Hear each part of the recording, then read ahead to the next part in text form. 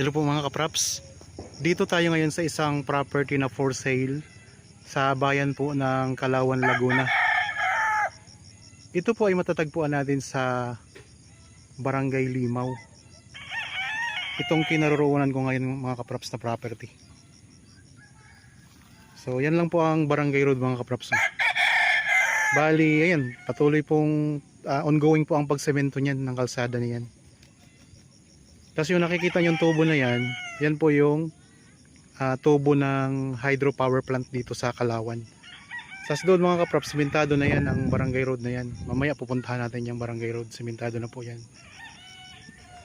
Tapos kung mapapansin nyo, so napakaganda dito kasi mayroon tayong overlooking views.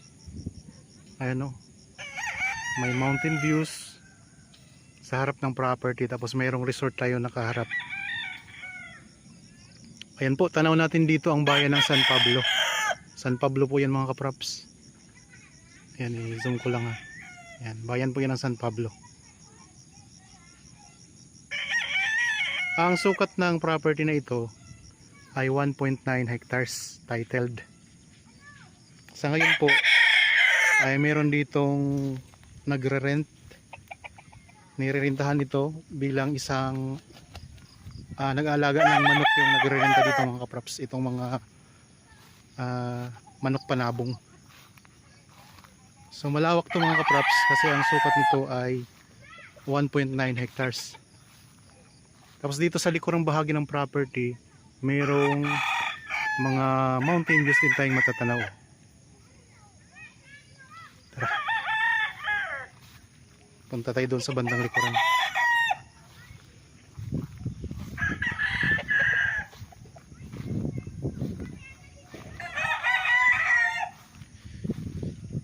So kung sakaling mabili nyo ito mga kapraps, pwede nyo rin itong gawing game farm, or pwede rin kayo ditong magtayo ng rest house.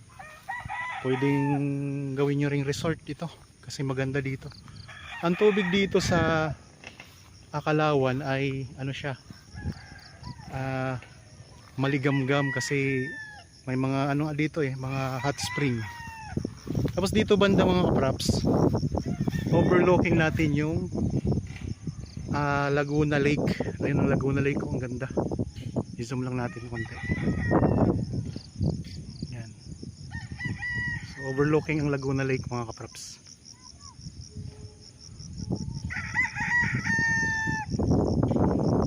So dito wala namang mga manok kaya pwede tayong umikot dito.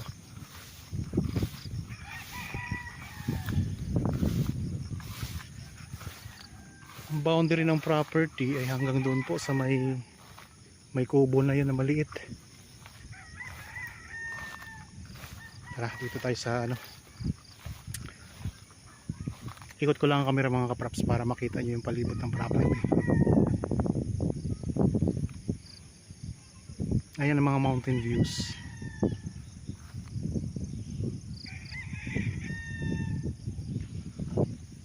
Medyo madilim na po kasi hapon na tayo nagpunta dito.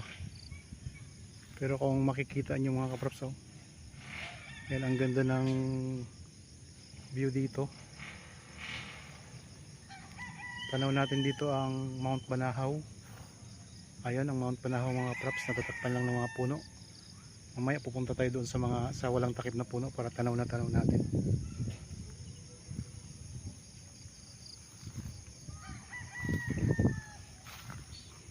Napakaganda ng view dito, napakaliwalas, nakaka-relax ang tanawin.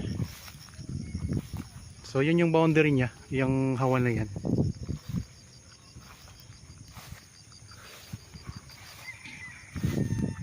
Kung halimbawa gusto niyang makita, kasi pag nakita nyo to talaga ng personal mga kapraps, napakaganda talaga dito.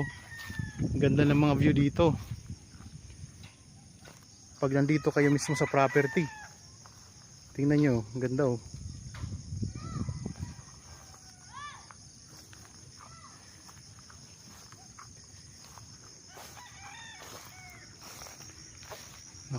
Dito, nakakawala ng stress, nakakatanggal ng stress mga props.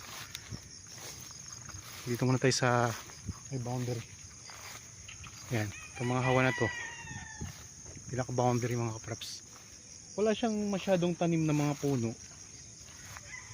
So ang mga nandito lang na nakatanim, merong guyabano at saka merong yung avocado. Kasi ginawa nga tong alagaan ng manok na nagre-rent dito mga kaprops.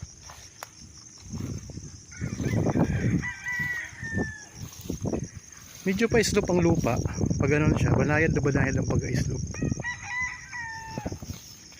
Mayroon na ditong linya ng kuryente at meron na ring access ng tubig, mga source ng tubig.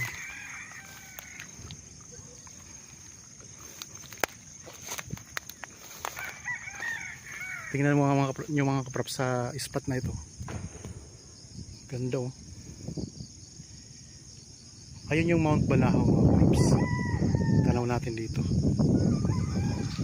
Ayun lang ang kalsada. Yung barangay road.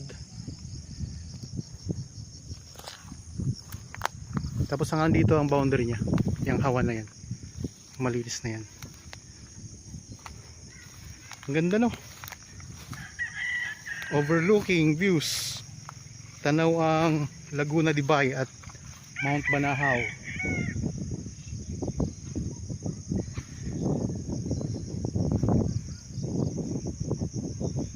Ito ang Laguna de Bay mga kaprops. Laguna Lake.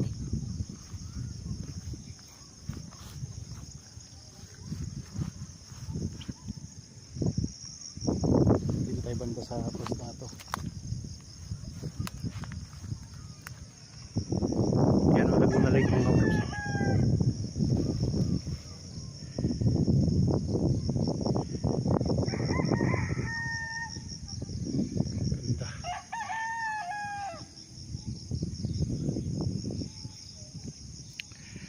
Sa mga interested po sa property na to, pwede kayong magpa-schedule sa amin ng actual viewing para makita nyo ng personal itong property.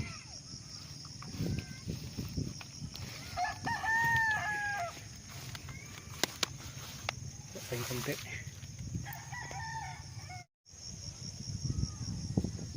Marami pang mga silungan ng manok oh. Hindi ko lang alam kung ano tawag dyan sa silungan ng manok, hindi kasi ako nagsasabong mga kaprops. Okay, punta tayo sa kalsada kasi nalibot na natin ang property. Nakita ko na po pakita ko na po sa inyo ang loob nito. Bababa tayo doon sa kalsada. Pupunta natin. Yan dito tanaw natin, mas lalong tanaw natin dito ang Laguna Lake mga kaprops. Yan. So pwede itong gawing game farm. Pwede rin pong gawing resort. Pwede rin pong tayuan ng rest house ninyo.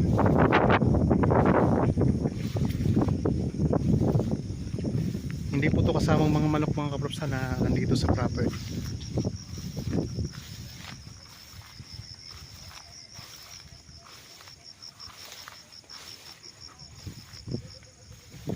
Mayroon pa lang mga tanim na saging.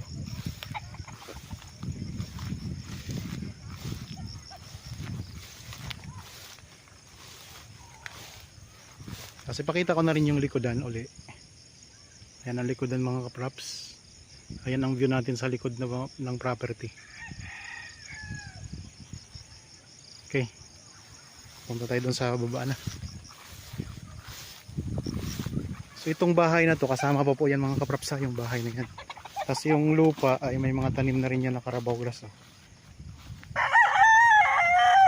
Ayan mga Carabao grass na rin yan mga kaprops.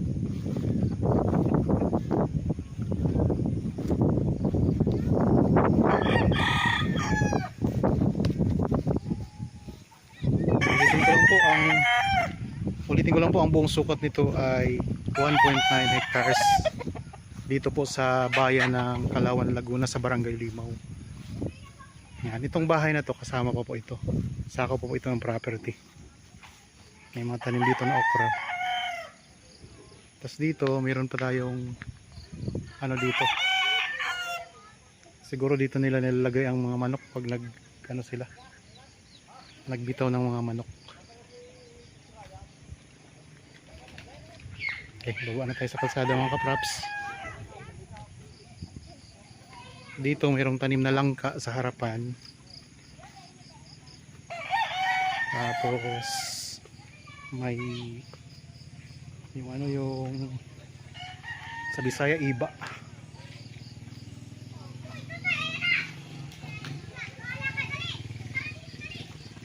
Okay. Yan, ito na yung Barangay Road mga kapraps. So, sa ngayon po ay ongoing ang pagsemento dito. Tapos yun, simentado na po yan doon mga kapraps. Itong sa hydropower plant. Yung tubo na yan, malaking tubo. Yan, sisementohin na to. Dito na lang kasi ang hindi sementado. Yan, may resort po tayo nakatapat ng property. Yan, ito dediretsoy na po yan. Sementado na kasi doon banda mga kapraps. Sa may poste. Sige, tinin. Bali ito yung property mga kapraps ha. Ayan. Ang frontage niya ito. Simula dito, mga nasa mga 100 no? Nasa 100 meters ang frontage. Ito mga equipment to. Makita ko lang sa inyo yung kalsada. Dito sa kalat. Yung mga puno ng mangga pala mga kapraps. Ayan. Puno ng mangga dito sa harap.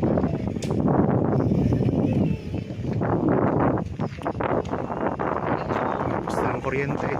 100 meters ang frontage. So mahaba siya mga kapraps. Hanggang dito sa poste na to.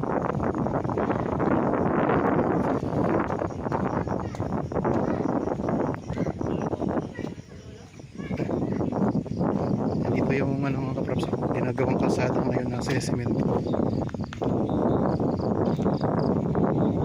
Tapos ayan lang po ang naputol na semento.